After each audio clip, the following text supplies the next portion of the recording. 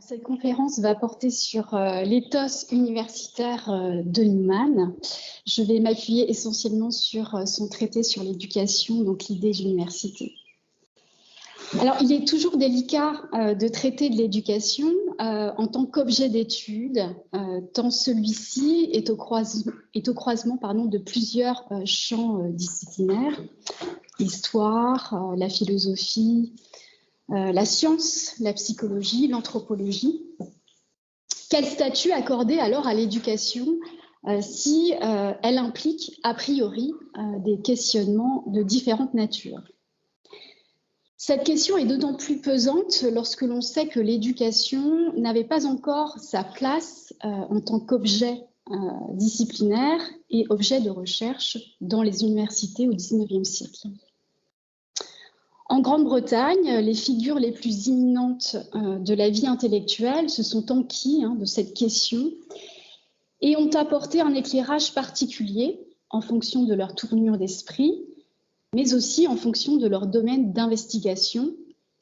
Alors, je citerai par exemple le spécialiste du droit Jeremy Bentham, père de la théorie utilitariste en Angleterre, et qui, dans son œuvre Chrestomathia, justifie un programme scolaire destiné aux classes moyennes et supérieures, reposant sur l'utilité des savoirs à apprendre, à l'aune des besoins mesurés et quantifiés de la société britannique, alors en plein essor industriel.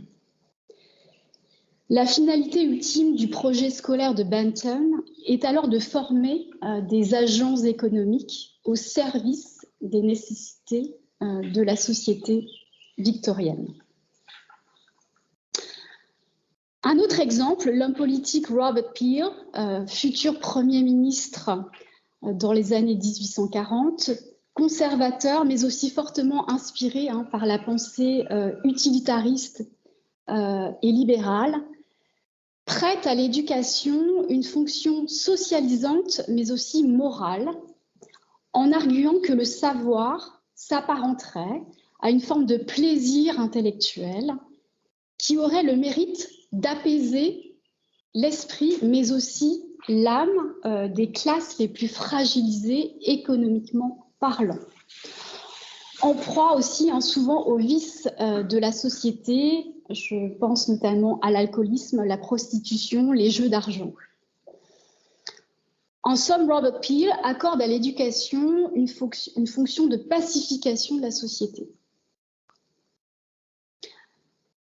Troisième exemple imminent, et je me pencherai évidemment sur lui et sa conception de l'éducation, John Henry Newman fut aussi l'un de ceux qui comptèrent parmi les penseurs les plus influents de son époque. L'idée d'université, qui est un ensemble en fait de conférences rédigées entre 1852 et 1858, et dans lesquelles il expose sa conception de l'enseignement universitaire, est souvent considérée comme une contribution majeure dans l'histoire de l'éducation. Pourtant, Newman ne prétend pas révolutionner la pensée de l'éducation, ni encore moins réformer le système de l'enseignement supérieur. Pourquoi alors lui prêter autant d'intérêt, et d'autant plus aujourd'hui? La pertinence de son exposé dans l'idée de l'université relève de deux points essentiels, me semble-t-il. Et je vais donc traiter de ces deux points. L'idée s'inscrit tout d'abord dans la grande tradition antique et médiévale de l'enseignement des arts libéraux, à rebours de l'essor des formations spécialisées et professionnelles qui fleurissent dans les grandes villes industrielles d'Angleterre au XIXe siècle. En ce sens, son exposé s'appuie sur l'expérience du réel, c'est-à-dire une tradition historique de l'enseignement qui a fait ses preuves. D'autre part, l'idée d'université offre une clé de lecture philosophique sur le rapport entre la transmission des savoirs et la connaissance de soi. En effet, ces conférences proposent un questionnement sur la formation humaine qui dépasse le cadre de sa réflexion sur la nature et la finalité de l'université. Donc, interroger l'université à l'aune des savoirs enseignés, c'est nécessairement interroger l'homme dans son rapport à la connaissance du monde et, in fine, à lui-même. L'idée d'université est certes une réponse offerte à la problématique éducative de son temps, à savoir la pertinence à maintenir un modèle universitaire traditionnel éprouvé, mais elle est aussi le développement d'une pensée qui touche aux fondements philosophiques et anthropologiques de la personne humaine. Newman met en effet au centre de sa réflexion la personne en tant qu'être complet, libre de penser et d'agir sous l'autorité de sa conscience et de son intelligence. Cependant, cette complétude demeure une finalité à atteindre. Loin d'être un être achevé, l'homme a vocation à se parfaire en développant et en perfectionnant ses dons d'intelligence et de conscience. Or, quel est le moyen le mieux à même de répondre à cette vocation, sinon l'enseignement des savoirs profanes et religieux? Le savoir participe nécessairement au développement de l'homme et plus encore à la construction de la personnalité, c'est-à-dire le haut degré de réalisation de la personne. Donc l'objet de cette conférence portera sur l'éthos universitaire de Newman en faisant émerger les motifs philosophiques et anthropologiques qui caractérisent son discours sur l'université. Je m'appuierai donc essentiellement sur l'idée d'université, comme je l'ai dit, mais aussi sur les commentateurs de cette œuvre. Et je vais donc commencer mon propos par l'idée et le développement de l'université selon John Henry Newman. Alors, Newman part du principe que la connaissance d'une chose se détermine à partir de l'observation des phénomènes ou aspects qui la constituent. Ce qui l'amène à déclarer, en guise d'introduction à ses conférences, que sa recherche de l'idée d'université se fonde, je le cite, sur la simple expérience de la vie, c'est-à-dire, précise-t-il, la condition même des choses, une expression récurrente dans l'idée d'université.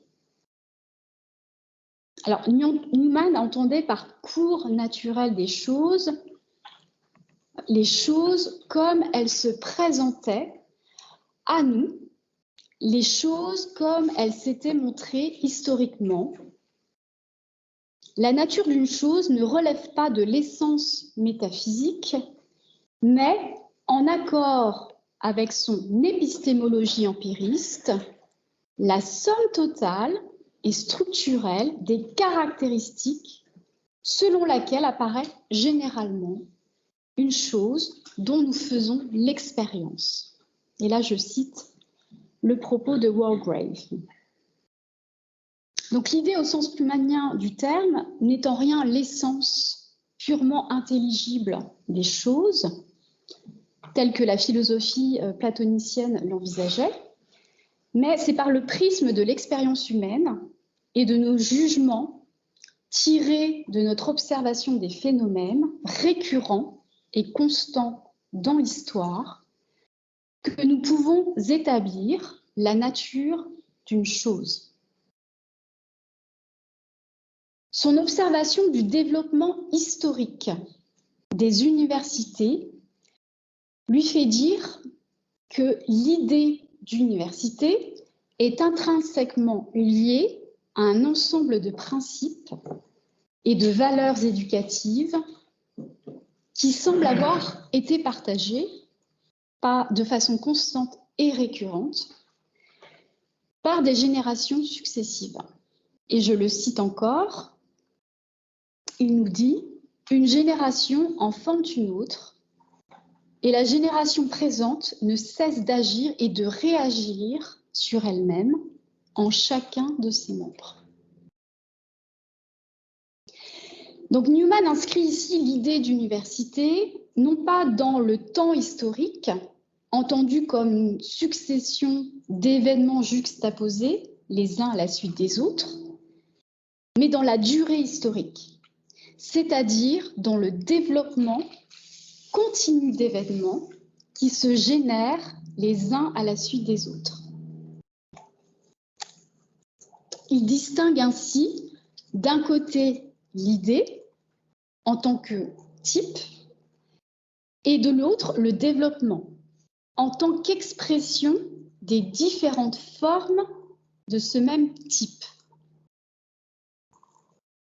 En ce sens, l'on peut dire qu'un véritable développement historique associe d'une part la permanence d'une idée et d'autre part un changement temporel continu et inexorable.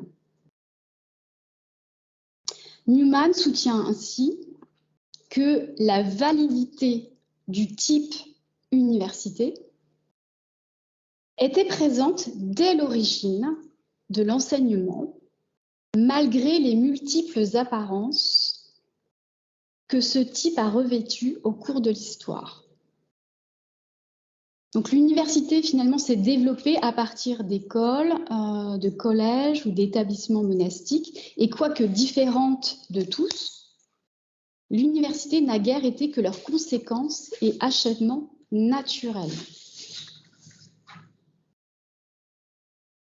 Alors bien sûr, la notion de développement était dans l'air du temps à l'époque de Newman en tant que principe philosophique. Le développement tire essentiellement son origine dans la pensée romantique qui est née en Allemagne à la fin du XVIIIe siècle en réaction contre la pensée mécaniste des Lumières. Mais je ne vais pas m'étendre sur ce point.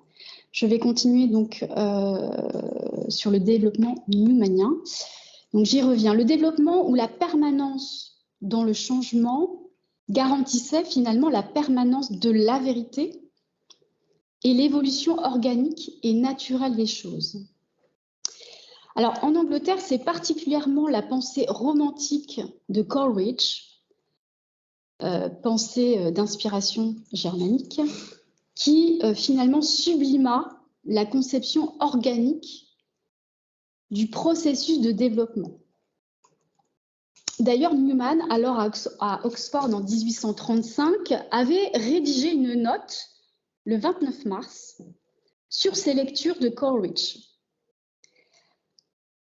Note qui faisait part de la conformité naturelle entre la pensée organique de Coleridge et sa propre tournure d'esprit. Et là, je vous renvoie donc aux Letters and Diaries, volume 5. Alors, j'ai fait un pas de côté, j'en reviens à cette notion de durée historique, car finalement, elle sous-entend aussi la mémoire du temps, et la mémoire du temps long, qui est un facteur essentiel pour comprendre ce qu'est l'université. D'ailleurs, les expressions culture, civilisation et philosophie que l'on retrouve à maintes reprises dans l'idée d'université servent, à mon sens, servent de continuum historique aux écoles de l'Antiquité grecque qu'ils considèrent être la source séminale de l'université. Mais sa conception du développement historique comme processus continu de valeurs et de principes communs à l'humanité tout entière, pouvait-elle encore s'accorder finalement avec les particularismes sociaux et culturels et religieux de plus en plus prégnants à son époque et en Angleterre? L'esprit de l'humanité reposant sur un idéal de confraternité entre les peuples, n'était-il pas en concurrence avec la montée en puissance d'un esprit national qui, lui, cet esprit national, s'ancrait dans une réalité, beaucoup plus immédiate. En effet, le développement, je donne quelques exemples, le développement de la presse écrite, ou bien encore l'essor du mouvement réaliste en littérature, témoignait du vif intérêt que les Victoriens portaient à leurs conditions présentes. Non qu'ils voulaient s'affranchir du passé, mais leur capacité à agir sur le cours naturel des choses, grâce à leur esprit d'entreprise, ne donnait finalement que plus de valeur à l'immédiateté du temps. Et les nouvelles fondations universitaires, elles aussi, s'ancraient littéralement dans le temps présent, puisqu'elles répondaient aux aspirations réformistes de la société. Or, ces fondations universitaires nouvellement créées ne pouvaient pas être, aux yeux de Newman, le fruit d'un développement naturel et historique. Newman arguant du fait que leur existence, et notamment celle, alors je donne un exemple, celle des Queen's Colleges, établissements d'enseignement supérieur non confessionnel en Irlande, eh bien, résultait d'un compromis ex nihilo entre la hiérarchie catholique irlandaise et le gouvernement britannique. Pour Newman, l'université, au sens historique du terme, s'incarnait en Angleterre dans les universités médiévales d'Oxford et de Cambridge. Le fait que le modèle médiéval aussi ait résisté à l'épreuve du temps et ait continué d'exister finalement en Europe était une preuve suffisante à ses yeux pour certifier que ce modèle était la forme la plus achevée du développement historique des universités. Alors, dans la continuité de mon propos sur l'idée et le développement newmanien, je vais traiter dans ma deuxième partie donc, de la vue newmanienne, Newman's View, et le principe de relation appliqué à l'université. Alors, l'objet premier finalement des conférences et essais universitaires de Newman est d'y exposer, dit-il, une vue sur l'éducation.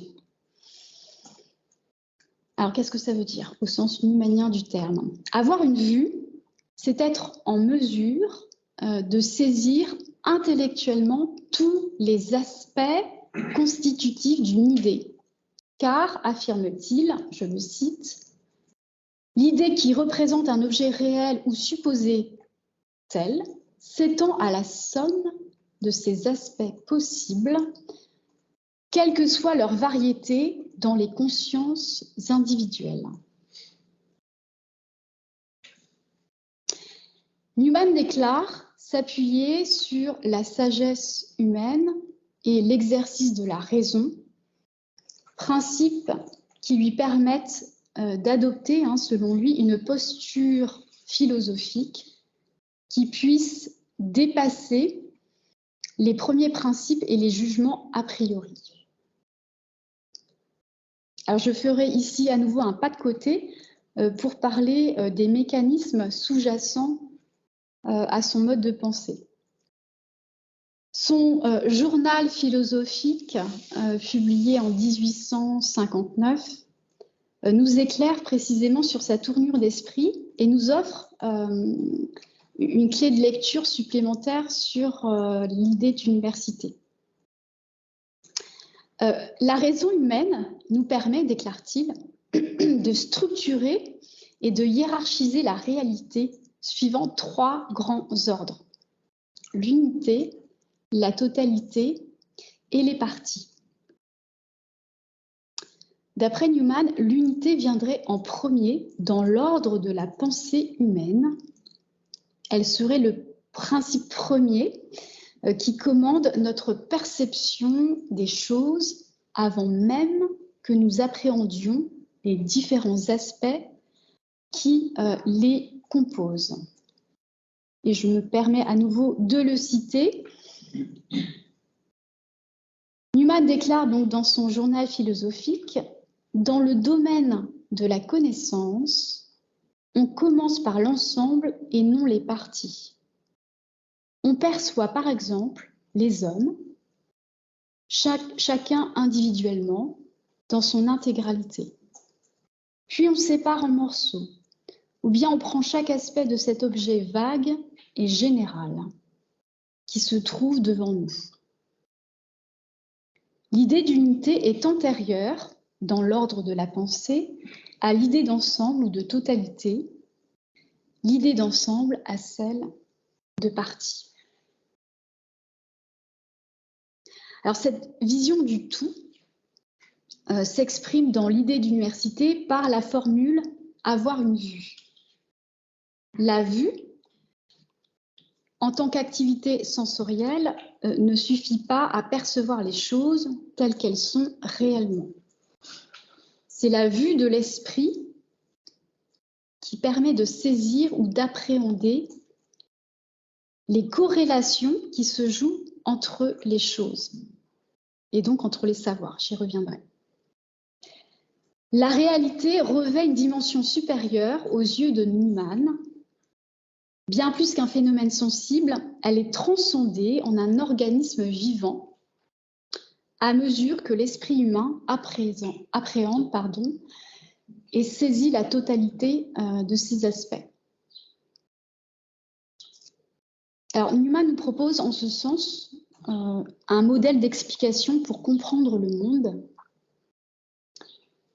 Cette lecture de la réalité et des phénomènes qui la constituent se transpose dans son exposé sur l'éducation en un véritable système holistique et organique du savoir qu'il nomme de manière générale philosophie. La philosophie est, affirme-t-il dans l'idée d'université, la puissance d'envisager plusieurs objets d'un seul coup et comme un tout, de leur accorder à chacun sa vraie place dans un système universel, de comprendre la valeur respective de chacun et d'établir ses rapports de dépendance eu égard aux autres. Ainsi, l'universalité du savoir en tant que système uni et complet implique nécessairement la corrélation entre chaque branche du savoir, formant ainsi un cercle harmonieux et équilibré. Cette épistémologie traditionnelle, qui se fonde sur l'équilibre harmonieux entre les sciences, tenues entre elles par un principe de relation nécessaire au maintien d'une communauté universelle de sens, a été malmenée depuis la révolution scientifique au XVIe et XVIIe siècle. La montée en puissance des sciences de la nature a fait apparaître un nouveau discours, on va dire de type dissociatif, en prenant l'autonomisation et, in fine, la spécialisation des sciences. Leur méthode reposait sur ce qui était considéré comme le plus haut degré de certitude, la certitude mathématique. Et ce discours d'auto-légitimation des sciences de la nature a servi d'argument finalement pour justifier leur scission d'avec les humanités considérées pour leur part comme beaucoup moins objectives. Pourtant, il a toujours existé une organisation hiérarchisée et ordonnée des savoirs, bien qu'ils le furent de différentes manières au cours des siècles. Si l'enseignement des 7 arts libéraux prima dans les écoles de l'Antiquité grecque et romaine, ce fut au tour de la scolastique aussi de dominer majoritairement dans les universités médiévales, avant d'être elle-même délaissée au profit des sciences modernes, introduite en Angleterre, notamment par Francis Bacon, qui est le père de la méthode expérimentale. Alors, Newman, quant à lui, demeure fidèle à la philosophie d'Oxford, profondément enraciné en fait dans l'ancienne épistémée des classiques. C'est donc tout naturellement qu'il déclare dans la conférence 5 qu'Aristote est notre commun maître à penser. Et là, je me permets de le citer à nouveau, Newman, au sujet d'Aristote. Pour peu que nous soyons hommes, nous ne pouvons pas nous empêcher d'être, dans une large mesure, aristotéliciens, pour cette raison que le maître n'a rien fait d'autre que d'analyser les pensées, sentiments, points de vue et opinions de l'humanité. Avant même que nous soyons nés, il nous a appris la signification de nos mots et de nos idées. Donc sa vue sur l'éducation se confond parfois avec une vision imagée du savoir, dont la figure du cercle en est la forme la plus achevée. Elle incarne, cette vision imagée, par sa forme circulaire, le principe de totalité du savoir qui ne forme plus qu'un avec l'univers. Au mouvement circulaire de l'univers que Newman désigne sous le terme orbis terrarum, correspond le cercle harmonieux et équilibré des savoirs. Nous voyons ressurgir ici, me semble-t-il, l'esprit poétique de Newman, mettant en scène la puissance créatrice de la raison humaine. La quête du beau et du vrai, qui a tant inspiré la philosophie aussi des anciens, se transpose dans la vue newmanienne en un système ordonné et équilibré des savoirs.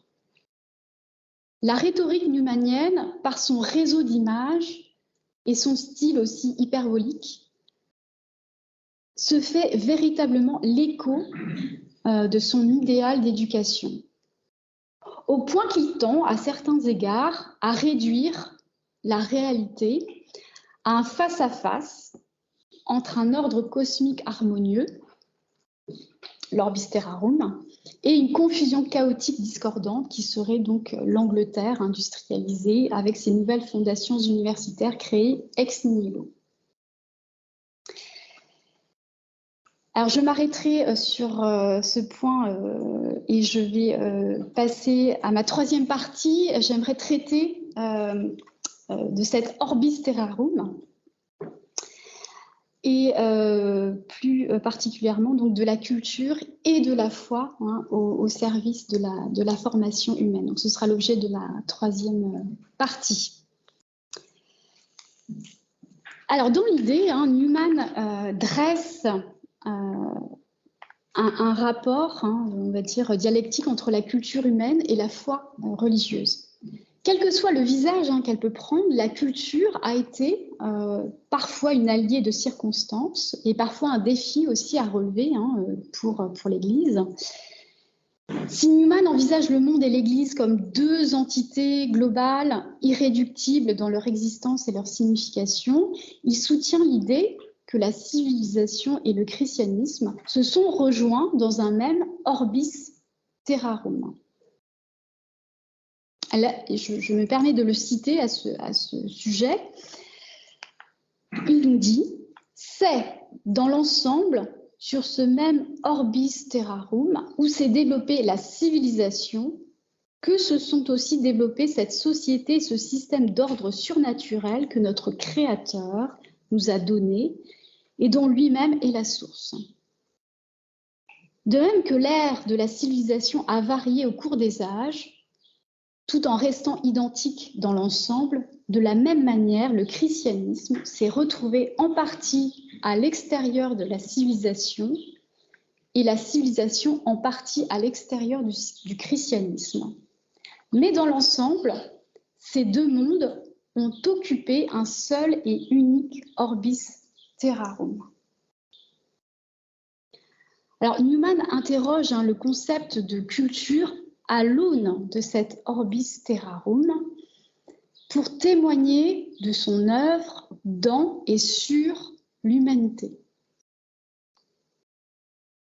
Alors, dans un premier temps, dans les premières conférences universitaires, Newman vise à démontrer que le savoir universel, c'est-à-dire les savoirs profanes et les savoirs religieux, en tant qu'unité ou tout organique, forment l'esprit philosophique, c'est-à-dire un homme éduqué en lui conférant des qualités telles que l'aisance, l'équité, le calme, la modération et la sagesse. Et puis, dans un deuxième temps, toujours dans l'idée d'université, il nuance son propos en opérant un changement sémantique. En effet, Newman procède à un changement de terminologie lorsqu'il évoque les savoirs à enseigner à l'université. L'expression savoir libéral se substitue alors à l'expression savoir universel à partir de la conférence 5 et ce jusqu'aux conférences 8 et 9. L'on voit alors progressivement apparaître un nouveau questionnement sur la relation entre le monde ou civilisation que les arts libéraux incarnent historiquement parlant et le christianisme, comme pour mieux mettre en exergue l'influence particulière que les arts libéraux, et plus précisément les classiques, exercent sur la formation de l'esprit et le caractère de la personne.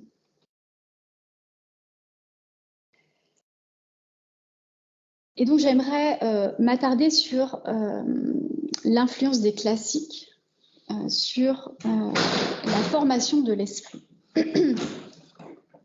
En fait, le thème de la fracture entre l'éthique païenne de l'Antiquité et la morale chrétienne n'était pas une préoccupation nouvelle au sein des universités européennes. Et je vais prendre un exemple.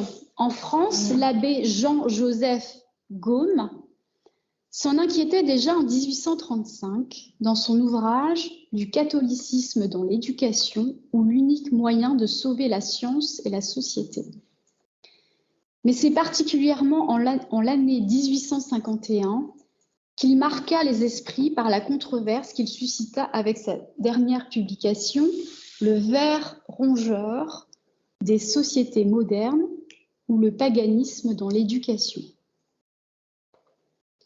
Il appelait à mener une révolution contre l'influence de la pensée pré-chrétienne dans les classiques, qu'il accusait d'être à l'origine de la détérioration morale et religieuse de la société. Gaume proposait d'y remédier en interdisant l'étude de textes grecs et latins à l'école et en proposant à leur place un enseignement catéchétique et la lecture d'auteurs chrétiens. Alors, cette théorie n'était pas inconnue de Newman, d'autant plus que ce dernier avait reçu une copie du ver rongeur. Alors, le malaise de Newman était palpable face aux vives critiques émises par l'abbé Gaume, même si, au demeurant, Newman était, depuis les années 1830, au fait des inquiétudes de certains de ses co-religionnaires à Oxford, qui regrettaient la part trop importante accordée aux auteurs païens dans les programmes universitaires. Alors naturellement, les conférences de 1852 furent l'occasion pour Newman d'exposer sa propre position sur le rôle que l'Église devait tenir à l'endroit des classiques. Il se proposa en premier lieu de dresser un constat sur les principes qui définissaient la littérature pour mieux répondre en un deuxième temps à la problématique posée. Donc, je vais traiter là de la littérature classique, influence sur la de l'esprit. Alors, Newman entendait traiter de la littérature classique dans ses rapports avec la nature humaine exclusivement, car reconnaissait-il, je le cite, « Elle, la littérature, est la vie et l'œuvre de l'homme naturel, innocent ou coupable. » Donc la littérature se fait l'expression de la nature faillible de l'homme, qu'il soit païen ou chrétien, témoignant ainsi des tourments intérieurs que ses passions, sa volonté, sa conscience et sa puissance suscitent. Ainsi, Newman pose-t-il comme principe universel que la faillibilité de l'homme est inscrite dans son essence, et cet argument lui permet de soutenir que la littérature s'adresse donc à tous les hommes naturels, en dehors de toute confession religieuse. A contrario, l'argument avancé par les partisans de la suppression des classiques païens reposait sur l'idée que l'homme avait en priorité une nature et une fonction morale dans la société et qu'à ce titre, l'enseignement de la littérature chrétienne était mieux à même de l'aider dans sa conduite et ses actions quotidiennes. Et Newman s'opposa à cette idée, arguant que, d'une part, l'objet de la littérature chrétienne n'était pas de traiter de la nature humaine, et d'autre part, qu'elle était, je le cite, le reflet ou l'image, non de la masse, mais d'une minorité.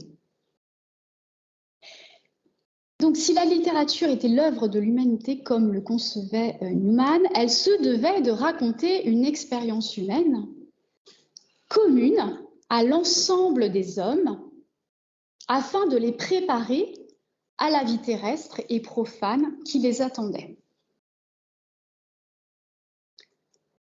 Dans le même temps, Newman reconnaissait que, étant l'œuvre du génie humain, la littérature était naturellement la victime aussi de ses passions et de ses révoltes. Et c'est parce que la littérature repose sur des sentiments humains et non sur des faits scientifiques qu'elle possède de multiples visages, à la fois bons et mauvais, moralement parlant. Pour Newman, l'Église n'avait pas le droit de réprimer certains éléments de notre nature, mais elle devait garantir l'intégrité des savoirs qui les reflétaient. Et pour ce faire, l'Église devait, je le cite, purifier le tout. Dans les faits, la purification consistait en ce que l'Église exerça une autorité sur les études et le choix des œuvres dans le domaine de la littérature, en ayant pour principe directeur de n'interdire aucune vérité. Si Newman reconnaissait volontiers que l'Église devait servir d'instrument de veille, il se défendait pour autant d'enfermer les esprits dans un dogmatisme religieux. On ne pouvait, selon lui, imposer de préceptes dogmatiques ou doctrinaux au sein de l'université, celle-ci n'étant ni un couvent ni un séminaire. Alors, sa défense des classiques était d'autant plus vive qu'il était convaincu qu'il ne produisait aucunement un système de pensée uniforme et dogmatique, mais qu'il fournissait plutôt des modèles et des exemples de pensée dont l'homme cultivé, païen ou chrétien, pouvait s'inspirer dans sa propre expérience de vie. Alors, je m'arrêterai là sur ce point. Et dans la continuité de la relation entre la culture et la foi, je vais traiter d'un quatrième point la culture du gentleman et la conscience du chrétien au sein de l'université. Alors ici, Newman nous présente le gentleman comme l'archétype de l'homme cultivé, de l'homme éduqué, c'est-à-dire un homme ayant bénéficié d'une éducation libérale et d'une culture humaniste. Alors, il existe d'ailleurs une intéressante analogie entre le gentleman newmanien et l'idéal intellectuel grec. Et là, je me permets de citer Jane Ruppert, qui a travaillé sur l'idée d'université. Jane Ruppert nous dit « Newman se réfère au modèle grec du gentleman dont les termes kalos, qui veut dire beau, et agathos, qui veut dire noble et bon, sont la représentation.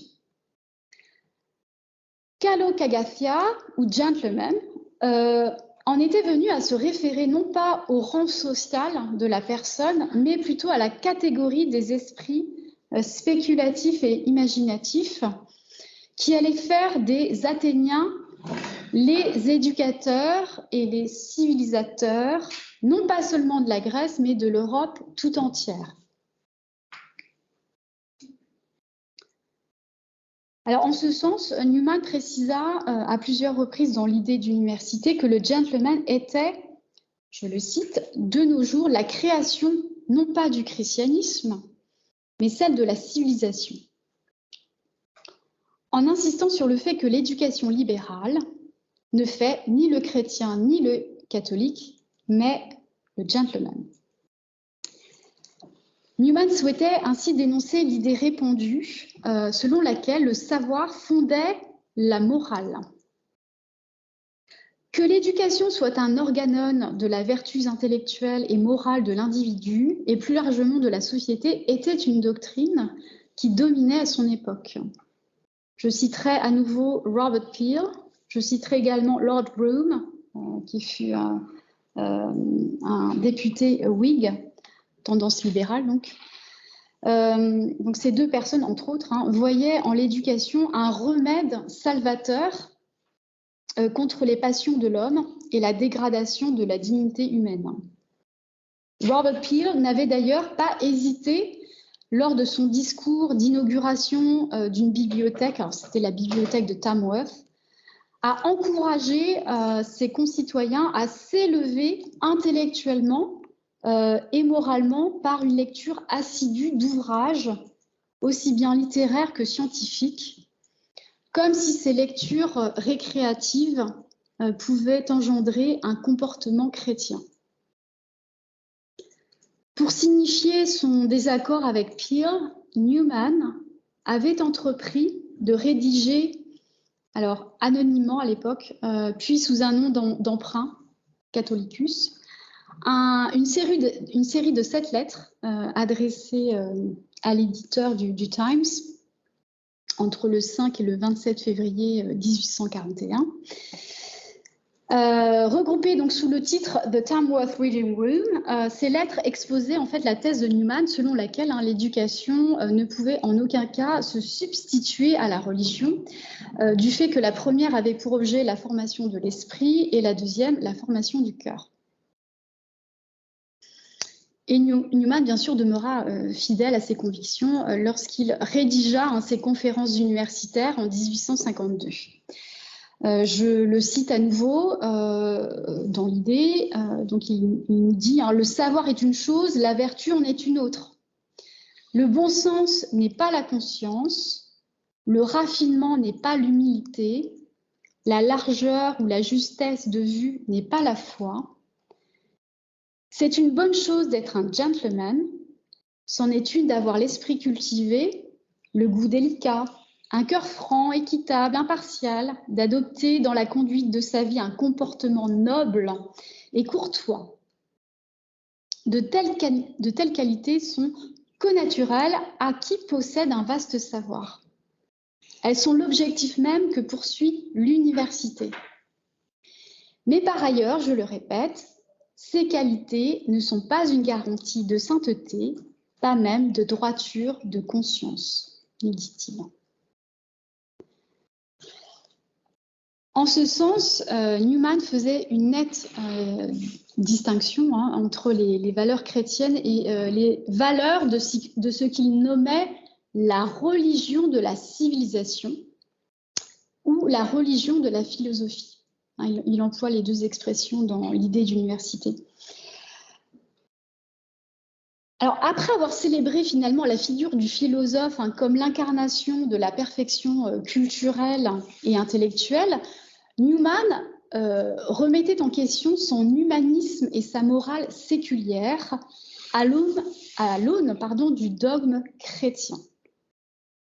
Il dénonçait en arrière-plan finalement l'anthropologie aussi des Lumières, fondée sur le moralisme de Lord Shaftesbury. Donc je vais préciser la pensée de Lord Shaftesbury. Donc celui-ci nous dit que le terme de sens moral peut s'appliquer dans le champ de la réflexion philosophique. Le sens moral constituait, nous dit-il, un sixième sens qui nous permettait de discerner le vrai du faux, le bon du mauvais. Il rejetait ainsi le paradigme chrétien qui voulait que la moralité reposât sur la volonté divine et insistait, lui, au contraire, sur le fait que la moralité dépendait uniquement de la nature humaine. Je le cite, Lord Shaftesbury, « Il serait à souhaiter que nous ayons un égal souci d'avoir le goût sûr pour tout ce qui concerne tant la vie que le comportement. » Alors évidemment, Newman dénonça vivement sa théorie, lui reprochant de substituer le sens moral à la conscience chrétienne et in fine de la réduire à une forme esthétisante, je dirais, de la moralité, c'est-à-dire une espèce de goût personnel qui changerait au fil des humeurs.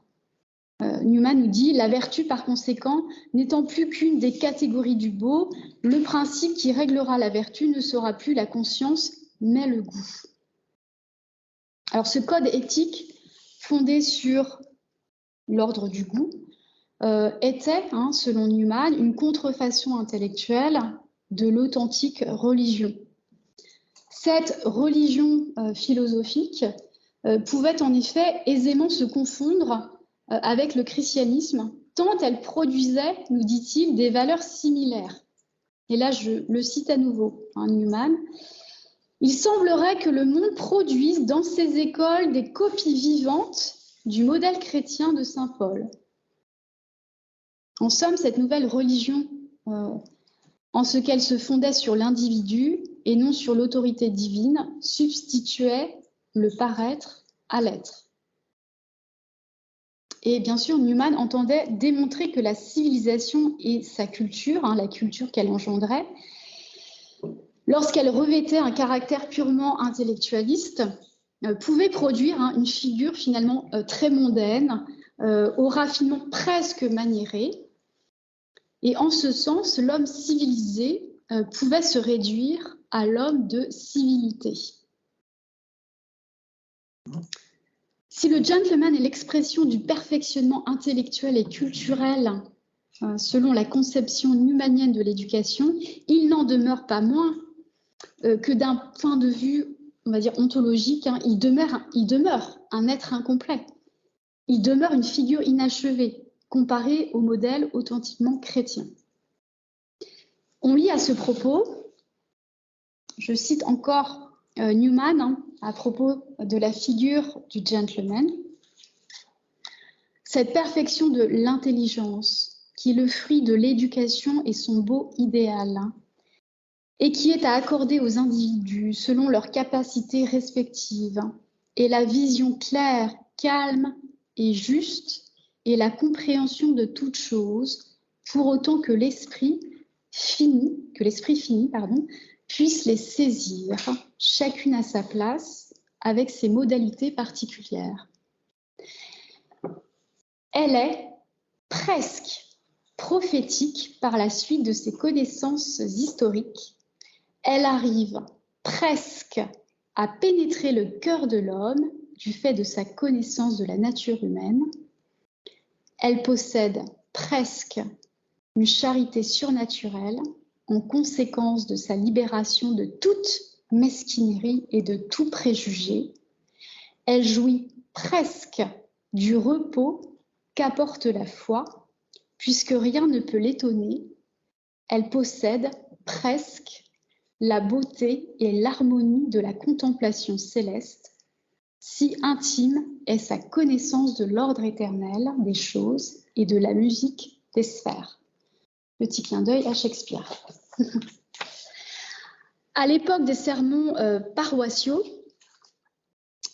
Newman décrivait déjà les hommes ayant reçu une éducation comme ayant des manières raffinées, une bonté naturelle, ou plutôt le sens des bienséances. Et c'est ainsi que leur religion se fonde sur leur propre personne et sur le monde. Ce n'est, nous dit-il, que pure civilisation.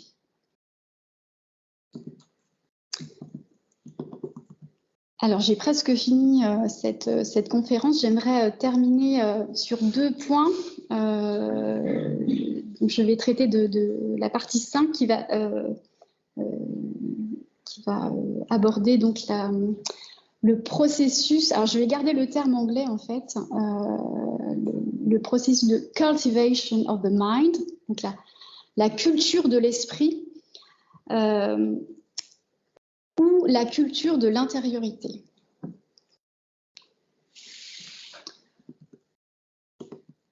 Alors, le terme inward, en anglais, qui veut dire mouvement vers le centre, mouvement vers l'intérieur, est une notion clé dans la prose newmanienne. Dans ses écrits pastoraux, ce terme inward se rapporte essentiellement à la conscience de l'individu qui accueille en lui l'Esprit Saint. Je citerai donc les sermons paroissiaux, les conférences sur la justification, Perte et Gain aussi. Mais Newman emploie ce terme également pour désigner une faculté intellectuelle, une méthode de pensée. Dans l'un de ses sermons universitaires, intitulé « Raison implicite et raison explicite », eh bien, Newman déclare que tous les hommes raisonnent, je le cite, non point à l'aide de règles, mais par une faculté intérieure. Alors, s'il fait référence dans un premier temps à la méthode rationnelle et explicite de la raison, il souligne dans un deuxième temps que notre faculté de raisonnement relève aussi d'un processus implicite, caché, personnel. Et selon lui, cette méthode de pensée nous conduit à saisir le monde et ses vérités d'une manière beaucoup plus complète et vraie. C'est une conviction personnelle qui l'anime et qu'il défend de nouveau dans l'idée d'université. Newman décrit la culture de l'intellect, cultivation of the mind, comme un développement mental qu'il rapporte à un élargissement. Alors, enlargement of the mind. Alors, cet élargissement de l'esprit ne consiste pas en une acquisition passive d'un certain nombre d'idées, tel qu'il était compris d'ailleurs par certains penseurs du XVIIIe et du XIXe siècle. Cet élargissement évoque chez Newman la mise en relation ainsi que la mise en forme d'un ensemble de données pour qu'elles fassent sens à l'esprit humain. Je le cite, « S'il n'y a pas eu comparaison des idées entre elles, à mesure qu'elles se présentaient à l'esprit, et systématisation de ces idées, il n'y a pas eu d'élargissement. » L'expression « cultivation of the mind » verbalise le principe vivant de concentricité du savoir. Le savoir est une matière vivante, organique, que l'esprit cultive ou assimile à son gré pour le posséder. La science n'est pas simplement le savoir, mais un savoir qui a été soumis au processus de digestion intellectuelle, nous dit-il. Newman précise en effet dans la conférence 6 que le véritable élargissement de l'esprit ne se ramène pas à la simple réception passive en l'esprit d'un certain nombre d'idées jusque-là ignorées. Il implique qu'à l'instant où ces idées neuves envahissent l'esprit, celui-ci, énergiquement et simultanément, court à elles, les domine et s'établit au milieu d'elles.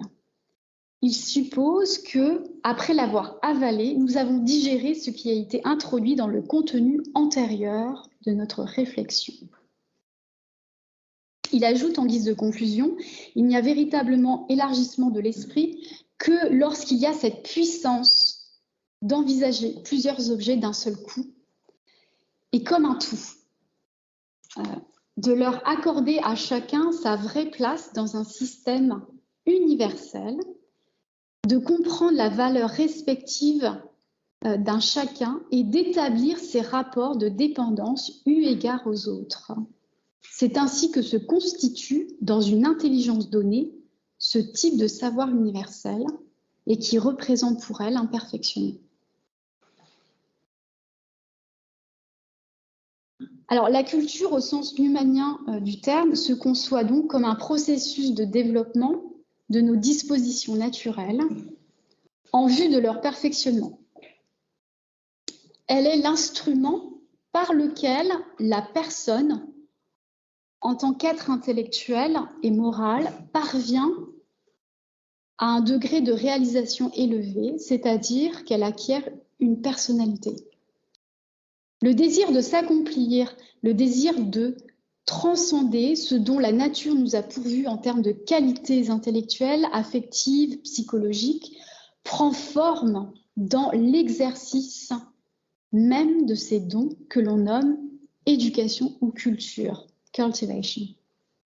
Ce degré de réalisation est possible par l'activité intérieure de notre être. Ce mouvement d'intériorité s'opère et se matérialise sous l'effet d'un habitus, habit en anglais, c'est-à-dire une gymnastique de l'esprit. Alors, qu'est-ce que l'habitus? Je cite Newman.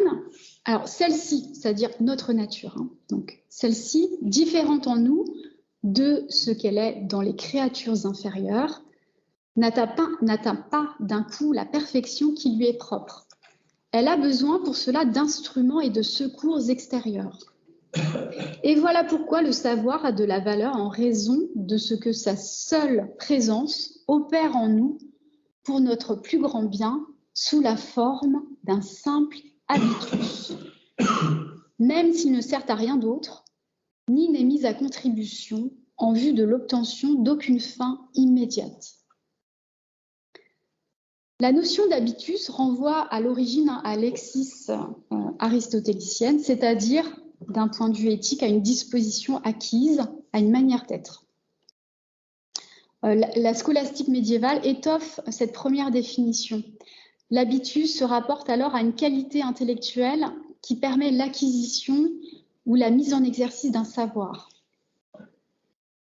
En tant qu'opération de l'intellect, l'habitus, ajoute Thomas d'Aquin, nous conduit aussi à juger et à agir librement sans contrainte. En ce sens, l'habitus participe du bon exercice de notre libre arbitre.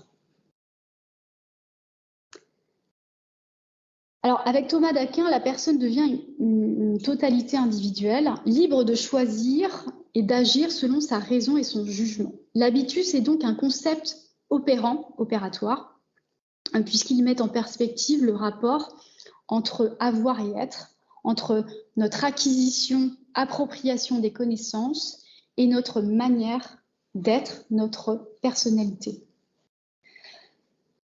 Pour Newman, ce n'est pas tant l'agir humain que la fécondité intérieure de notre être qui doit être la mesure de notre moi, qui doit nous définir en tant que personne.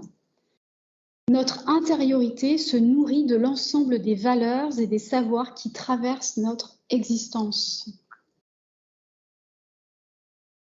L'acte d'enseigner au sens étymologique du terme, insignare, j'espère que je le prononce bien, c'est-à-dire graver des signes, des marques dans le cœur de l'homme, et l'acte d'intelliger, intelligere, c'est-à-dire saisir par la pensée les réalités diffusées dans son esprit, eh bien participent, ces deux actes, l'acte d'enseigner et l'acte d'intelliger, participent de ce mouvement d'intériorisation de l'être.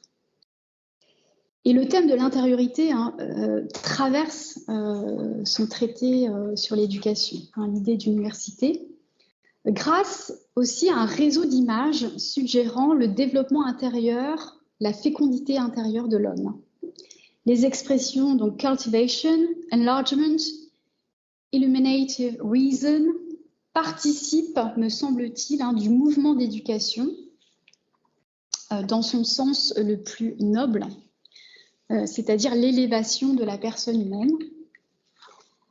La raison illuminative est, dit-il, le plus haut idéal auquel la nature puisse aspirer au plan intellectuel. Donc, si la culture de l'esprit, cultivation of the mind, sous-entend que le savoir opère un retour sur cette raison qui l'informe pour devenir une philosophie ou un savoir philosophique, alors nous pouvons raisonnablement penser que l'esprit philosophique revêt une dimension personnaliste, en ce que cet esprit est connecté de manière intelligente et consciente aux choses qui l'entourent. Être philosophe, c'est finalement avoir opéré un retour sur sa connaissance, c'est l'avoir critiqué en vue de discerner la validité de son contenu. C'est en ce sens devenir un homme personnalisé. Alors je vais poursuivre mon propos et terminer cette conférence par un dernier point. Donc ce sera ma 6e partie. Je vais m'intéresser donc à l'expression to realize, réaliser, ou la conquête de soi. Alors réaliser au sens newmanien du terme, c'est se rendre compte de l'individualité d'un être, d'une personne, en tant que substance intelligible. C'est le connaître plus intimement, au-delà des impressions et des représentations. Réaliser est la vie même des vrais développements, nous dit Newman.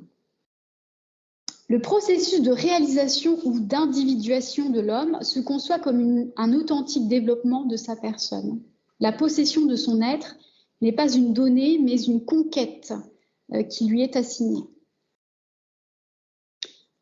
L'homme est véritablement le produit de sa propre culture, comme Newman le laisse entendre dans la grammaire de l'assentiment. Et là, je vais vraiment le citer. Il nous dit à ce sujet, « Chez l'homme, rien n'est réalisé. Quand il commence et il doit se constituer un capital par l'exercice de ses facultés qui sont son héritage naturel. C'est ainsi qu'il avance progressivement vers la plénitude de sa destinée originelle. Et il ne s'agit pas d'un progrès mécanique ou s'accomplissant par nécessité. Il dépend des effets personnels de chaque individu de l'espèce. Chacun de nous possède la prérogative de compléter l'ébauche rudimentaire de sa nature et de développer sa propre perfection à partir des éléments vivants avec lesquels son esprit a commencé d'être. Il possède le don particulier d'être le créateur de sa propre perfection et la haute prérogative de se faire lui-même. Telle est la loi de son être à laquelle il ne peut échapper. Et tout ce que cette loi implique, il est contraint, disons plutôt poussé, à l'accomplir. Donc le développement de notre personne et de notre personnalité dépendrait de cette loi interne à notre nature et non d'une volonté personnelle. Cette loi du développement nous rappelle que nous sommes avant tout des êtres temporels et qu'en nous réalisant, nous créons le mouvement de l'histoire, le mouvement même de l'humanité. Pour Newman, néanmoins, se réaliser, c'est finalement exister en soi aussi. Mais il précise que l'accomplissement de soi ne relève pas d'un processus métaphysique, mais du développement concret de la personne, car l'homme est un animal voyant, sentant, contemplant, agissant. Exister en soi, c'est penser et agir dans le réel et par soi-même, précise-t-il. Alors, Newman conçoit l'agir humain non pas comme une forme d'hétéronomie de la personne, c'est-à-dire une liberté qui serait conditionnée par des faits ou des phénomènes extérieurs, mais bien comme une forme d'autonomie de la personne elle-même, c'est-à-dire une liberté naturelle. L'éducation permet-elle alors l'accomplissement de notre être? Nous ouvre-t-elle à cette liberté tant désirée? Eh bien, Newman affirme que l'éducation est l'un des instruments qui nous permet de devenir réels et donc de devenir des hommes libres. En étant formés à penser avec discernement et justesse, nous recouvrons la vue et saisissons une réalité bien plus complexe qu'elle ne paraît en premier lieu à nos sens. Lorsque l'esprit s'aventure pour la première fois dans ce monde immatériel et divers, il est tout aussi troublé, ébloui, affolé que les yeux de l'aveugle lorsqu'il commence à voir. Et c'est par un long cheminement, nous dit-il, et non sans effort et angoisse, que nous commençons à saisir difficilement et partiellement ces divers constituants et à les mettre chacun à leur place. D'enfants, nous devenons hommes, notre esprit s'ouvre, nous entrons dans le monde. Alors, je vais m'arrêter là pour cette partie, mais il y a encore beaucoup de choses à dire. Je conclurai par les propos suivants. En fait, se réaliser implique finalement une complémentarité et une interaction entre l'esprit et le cœur, entre l'intelligence et la conscience, qui constituent l'unité de la personne. L'université et l'Église, chacune dans leur fonction, tendent vers cet idéal de complétude de l'être. L'éducation de l'âme, comme l'éducation de l'esprit, participe de ce mouvement de finitude de l'être, de la personne. Et cette relation de continuité intime est fondée dans le plus profond de notre nature. Notre existence pensante, en tant que recherche de nous-mêmes, se révèle en effet comme étant finalement une recherche de quelque chose ou de quelqu'un de plus haut que nous-mêmes. Être homme, c'est aspirer finalement à Dieu lui-même. Le mouvement total de notre existence en quête d'un sens est donc, de par sa nature, dirigé vers la communion de Dieu. Ce n'est que par cette communion que l'homme peut parvenir finalement à son achèvement. Néanmoins, cette quête de l'unité peut-elle véritablement se réaliser, c'est-à-dire s'inscrire dans le réel? Nous vivons dans un monde mystère, nous rappelle Newman, à l'occasion. En ce sens, nous ne pourrons jamais connaître totalement. Le champ limité et incomplet de nos connaissances de l'univers nous renvoie inéluctablement au propre mystère de notre condition présente. Notre existence est affaire d'ombre et d'image, et nous ne pouvons qu'en avoir une saisie partielle. Est-ce pour autant un obstacle à ce désir d'équilibre et à cette volonté de faire dialoguer notre intelligence et notre conscience? La question demeure suspendue en chacun. Je vous remercie.